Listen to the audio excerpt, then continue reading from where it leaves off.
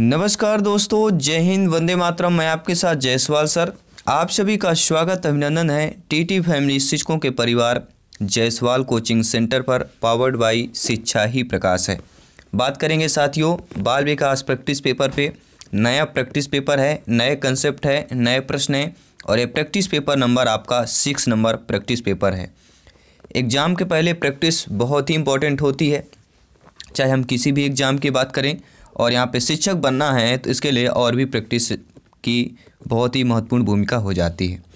और इसके पहले प्रैक्टिस पेपर जो हम कंप्लीट कर चुके हैं, इनका जो है आई बटन पे आपको लिंक मिल जाएगा, प्लेलिस्ट दे दिया जाएगा। तो चलिए शुरुआत करेंगे। 30 महत्वपूर्ण प्रश्नों की बात करेंगे। 30 महत्वपूर्ण प्रश्न रहेंगे, पूरे कंसेप्ट से रहेंगे। चाइल्ड डेवलपमेंट एंड पेडागोजी की बात करेंगे, वो भी सारे प्रश्न आपकी हिंदी भाषा में रहने वाले हैं। तो चलिए शुरुआत करते हैं मेरे शिक्षक बंधुओं, मेरे सभी प्यारे प्यारे भाइयों की प्यारी प्यारी बहनें, गृहिणी जिनका सपना है अध्यापक अध्यापिका बनना, गवर्नमेंट टीचर बनना, सभी यहाँ पे कमेंट कीजिएगा, फीडबैक कीजिएगा। पहला प्रश्न क्या दिया गया है? किस मनोवैज्ञानिक ने आत्मसिद्ध प्रत्यय का अध्ययन किया है? थॉर्नडाइक ने, स्किनर ने, अब्राहम मैस्लो ने या स्टर्नबर्ग ने किया है? सभी यहाँ पे कमेंट करेंगे। ऐसे मनोवैज्ञानिक जिन्होंने आत्मसिद्ध प्रत्यय का अध्ययन किया है और कोई नहीं, अब्राहम मैस्लो हो जाएंगे। दूसरा प्रश्न क्या पूछा जा रहा है? बालकों के प्रयास की इच्छा जीवित रखिए, यह कथन किसका है?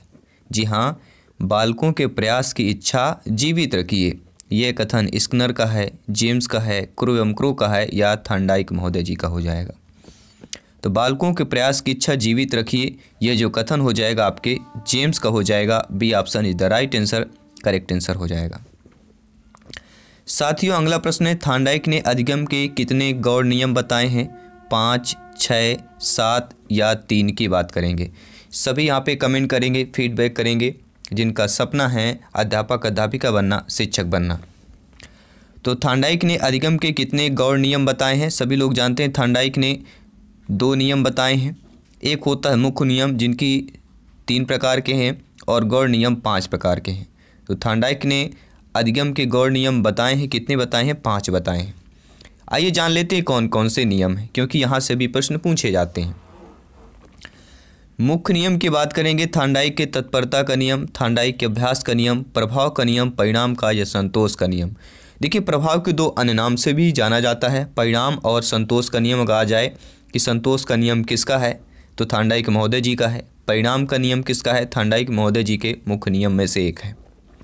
बात करेंगे गौड़ नियम की, मनोवृत्ति का नियम, बहुअनुक्रिया का नियम, आंशिक क्रिया का नियम, अनुरूपता का नियम या संबंधित परिवर्तन का नियम। ये आपके 5 गौड़ नियम हो जाएंगे।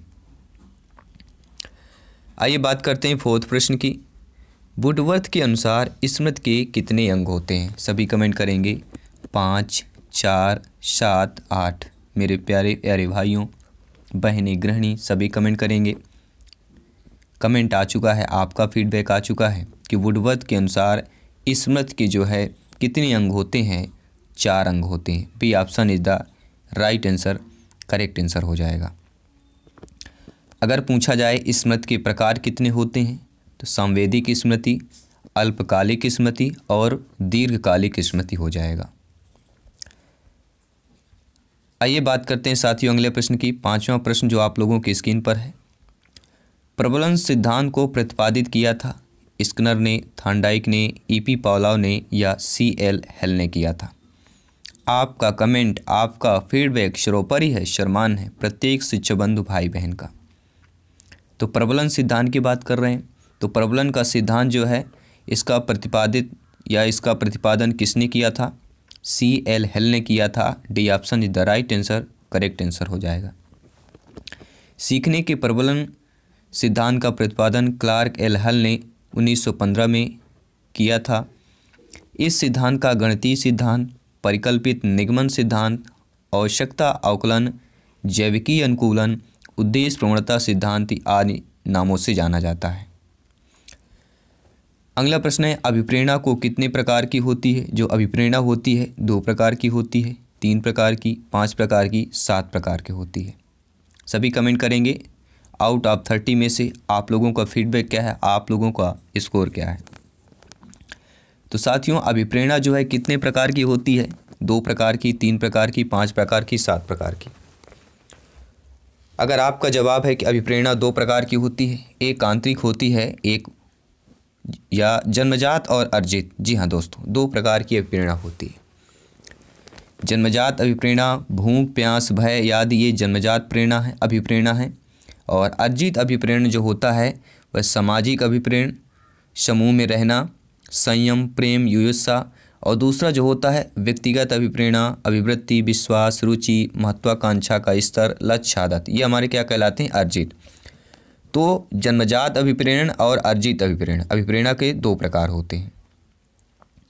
7वां प्रश्न है साथियों, थ्योरी ऑफ लर्निंग नामक पुस्तक के लेखक कौन है? जीन पियाजे जी, थॉर्नडाइक, हिलगार या फ्रेंडसन की बात करेंगे। सभी कमेंट करेंगे, प्रत्येक शिक्षा बंधु। तो राइट ऑप्शन आपका आ चुका है कि थ्योरी ऑफ लर्निंग नामक के पुस्तक के जो लेखक हैं वह हो जाएंगे हिलगार्ड। अगला प्रश्न क्या दिया गया आप लोगों की स्क्रीन पर है, व्यवस्थित व्यवहार का सिद्धांत किसने प्रतिपादित किया था? किसकी बात कर रहे हैं? व्यवस्थित व्यवहार के सिद्धांत की बात करेंगे। सभी कमेंट करेंगे किसने प्रतिपादित किया था व्यवस्थित व्यवहार का सिद्धांत? तो आपके C.L. हेल ने क्या है प्रतिपादित किया था। देखिए C.L. हेल की बात करेंगे, प्रबलन या पुनर्बलन का सिद्धांत C.L. ने प्रतिपादित किया, व्यवस्थित व्यवहार का सिद्धांत C.L. हेल ने प्रतिपादित किया, सबलीकरण का सिद्धांत C.L. हेल ने प्रतिपादित किया, संपोषक का सिद्धांत जो है C.L. हेल ने प्रतिपादित किया, चालक अंतर्नोद या प्रणोद का सिद्धांत C.L. हेल ने प्रतिपादित किया। अगला प्रश्न है, 9वां प्रश्न आप लोगों की स्क्रीन पर है, ऐसा शायद ही कोई खेल हो जिसे इस वर्ष के बालक न खेलते हों। यह विचार कोलबर का है, लेवर का है, स्टैंग का है या सिम्पसन का है? प्रत्येक भाई बहन शिक्षा बंधु सभी कमेंट करेंगे जिनका सपना है अध्यापक अध्यापिका बनना, शिक्षक बनना, क्योंकि आप जानते हैं, समझते हैं कि रिजल्ट पे ध्यान देकर काम करोगे तो काम नहीं बनेगा। तो ध्यान अपने उस छोटे छोटे कदम पर जो आज आप रोज़ रिजल्ट को पाने के लिए लेते हो, यही चीज़ आपको रिजल्ट तक लेकर जाती है। ये छोटी छोटी क्लासेज, ये प्रैक्टिस अभ्यास आपको रिजल्ट तक ले जाता है। ठीक है, तो कोई भी आपका साथ दे या न दे, यहाँ आपको खुद ही लड़ना पड़ेगा और संभालना भी खुद है, खुद ही पढ़ना पड़ेगा, तभी आप लोग सिलेक्शन पा सकते हैं। हम केवल आपकी हेल्प कर सकते हैं और ये क्वेश्चन को शेयर कर सकते हैं, प्रिपेयर करने में या प्रिपरेशन करने में मदद कर सकते हैं। आइए बात करते हैं अगले प्रश्न की, ऐसा शायद ही कोई खेल हो जिसे इस वर्ष के बालक ना खेलते हों। यह विचार स्ट्रेंग का हो जाएगा। C option is the right answer, correct answer हो जाएगा। शिक्षा ही राष्ट्रीय एकता का आधार है, यह कथन किसका है? नरेंद्र मोदी जी का, रविन्द्रनाथ टैगोर जी का, जवाहरलाल नेहरू का, महात्मा गांधी जी का है। सभी कमेंट कीजिएगा इस प्रैक्टिस पेपर पर आपका स्कोर क्या है। तो शिक्षा ही राष्ट्रीय एकता का आधार है, यह जो कथन है यह आपके जवाहरलाल नेहरू जी का कथन हो जाएगा। अगला प्रश्न है, बुद्धि और सृजनात्मकता में कैसा संबंध पाया जाता है? सकारात्मक, नकारात्मक, समांतर या वैध के रूप में पाया जाता है? तो आप जानते हैं कि बुद्धि और सृजनात्मकता में कैसा संबंध पाया जाता है? एक सकारात्मक संबंध पाया जाता है। अगला प्रश्न है, सतत श्रेणी में आंकड़ों का व्यवस्थापन करने के लिए कौन सा वर्गीकरण उपयोग में लाया जाता है? गुणात्मक, संख्यात्मक, समयावधि, भौगोलिक की बात करेंगे। तो सतत श्रेणी में आंकड़ों का व्यवस्थापन करने के लिए कौन सा वर्गीकरण उपयोग में लाया जाता है? वह है संख्यात्मक वर्गीकरण की बात करेंगे।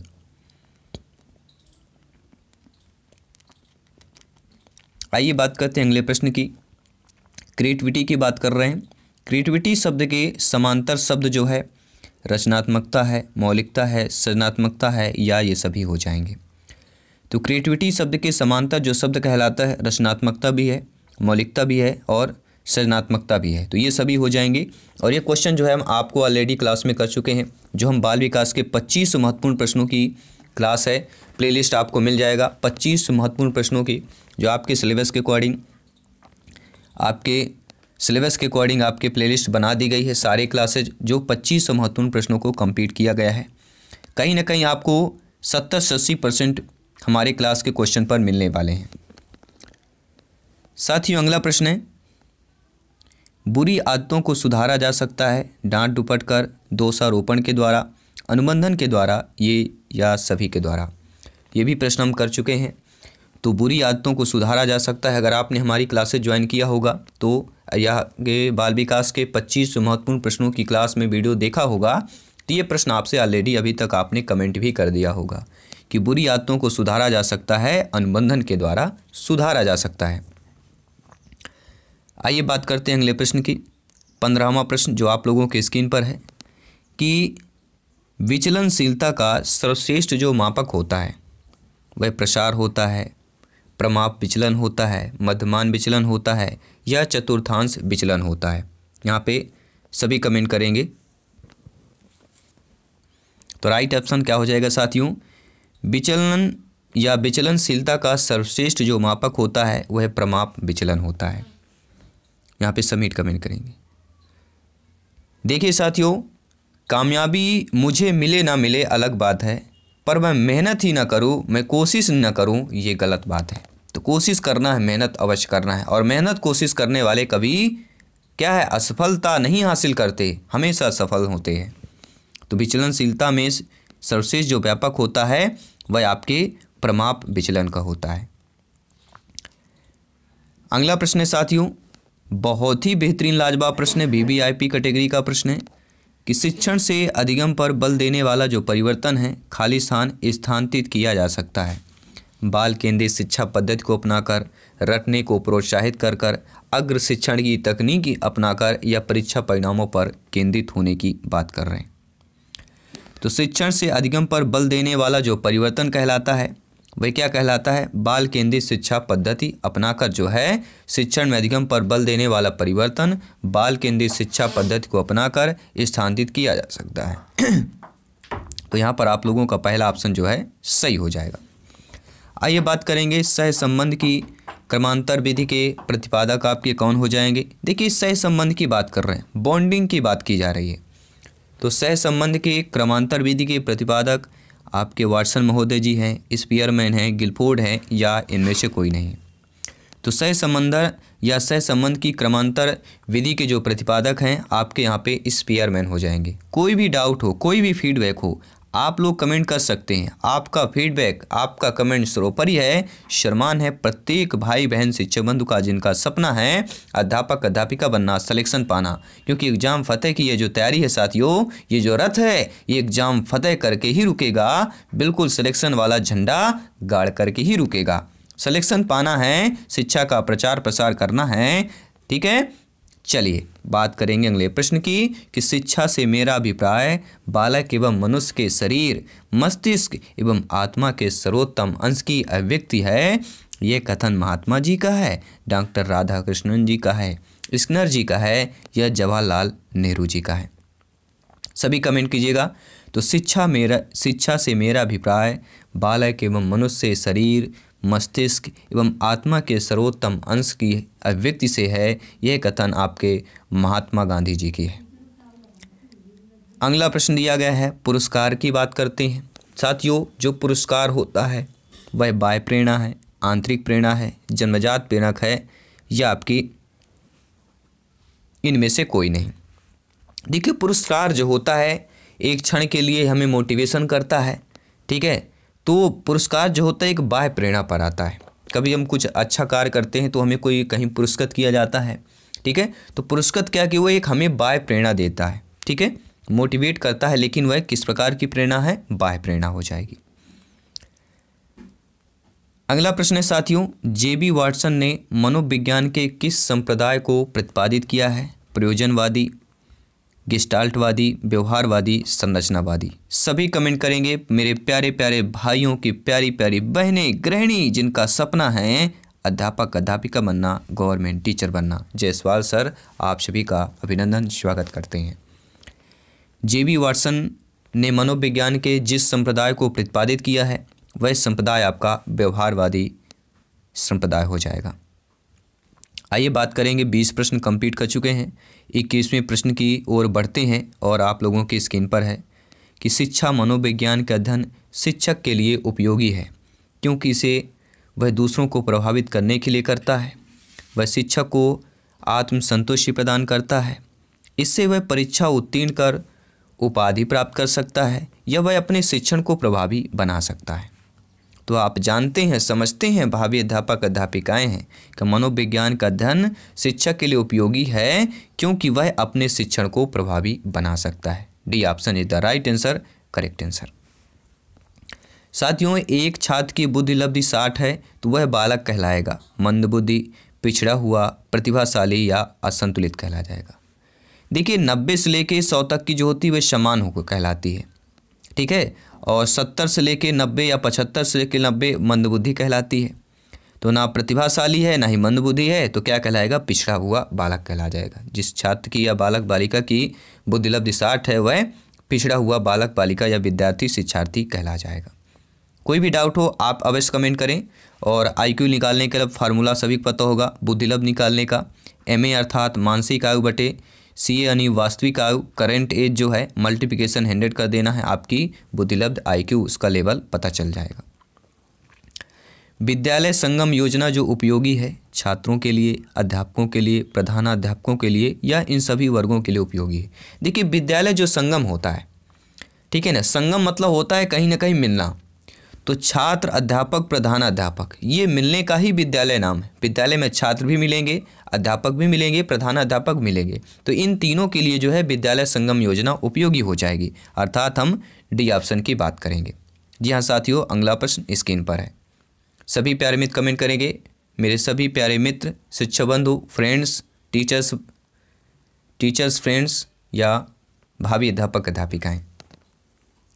साथियों, शिक्षक के कक्षा शिक्षण को प्रभावशाली बनाने हेतु अत्यावश्यक दैनिक पाठ योजना, इकाई योजना ए व बी दोनों या इनमें से कोई नहीं। प्रत्येक प्रश्न का फीडबैक कमेंट सरोपर ही शर्मान है, सभी कमेंट कीजिएगा। तो साथियों आंसर क्या है इसका, शिक्षक के कक्षा शिक्षण को प्रभावशाली बनाने हेतु क्या आवश्यक होता है, वह होता है दैनिक पाठ योजना। क्योंकि कक्षा शिक्षण को प्रभावशाली बनाना है वो भी अत्यावश्यक, वह आपका दैनिक पाठ योजना हो जाएगा। अगला प्रश्न जो कि आप पिछले एग्जाम पर पूछा गया प्रश्न, आपके बहुत ही सरल और नॉर्मल प्रश्न है। देखिए सरल नॉर्मल प्रश्न वही होते हैं जिसका उत्तर हम जानते हैं, वह हमारे लिए नॉर्मल है और सरल है। जिसका उत्तर नहीं पता वही हमारा कठिन हो जाता है। तो व्यक्तित्व को प्रभावित करने वाले तत्व कौन है, वंशानुक्रम, वातावरण, ए व बी दोनों, इनमें से कोई नहीं। तो सरल या आसान कब हो सकते हैं, जब आप लोग डेली क्लासेज अटेंड करेंगे। इस परिवार का हिस्सा बनिए, सब्सक्राइब कीजिए, आने वाले क्लासेज को आसानी से प्राप्त कीजिए।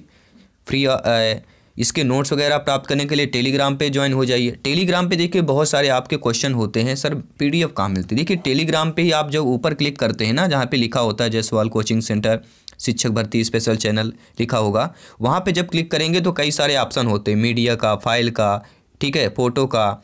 तो वहाँ पे फाइल वाले ऑप्शन का आपको क्लिक करना है, सारे PDF फाइल आपको वहाँ पर प्राप्त हो जाएंगे।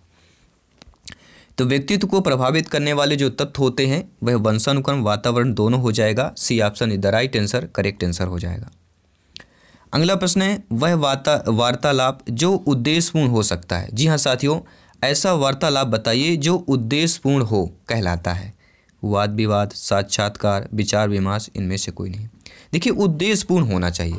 तो उद्देश्यपूर्ण जो है वार्तालाप कब हो सकता है, साक्षात्कार पर ही हो सकता है। एक दूसरे के आमने सामने बातचीत करना, ठीक है, वार्तालाप करना। तो ऐसा वार्तालाप जो उद्देश्यपूर्ण हो कहलाता है साक्षात्कार। B option is the right answer, correct answer हो जाएगा। आइए बात करते हैं अगले प्रश्न की। अगला प्रश्न आपके स्क्रीन पर है। और दोस्तों, अगर हमें कल का दिन बेहतर करना है, आज के दुखों को कल के हमें सुख में बदलना है, तो डूबकर मेहनत करो अपने आज पर।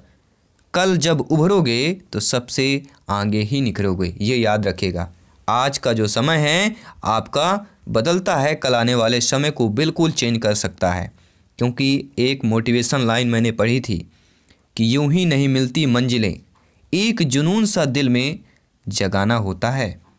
पूछूं चिड़िया से कैसे बनाया आशियाना, बोली भरनी पड़ती है उड़ान, बार बार तिनका तिनका उठाना पड़ता है।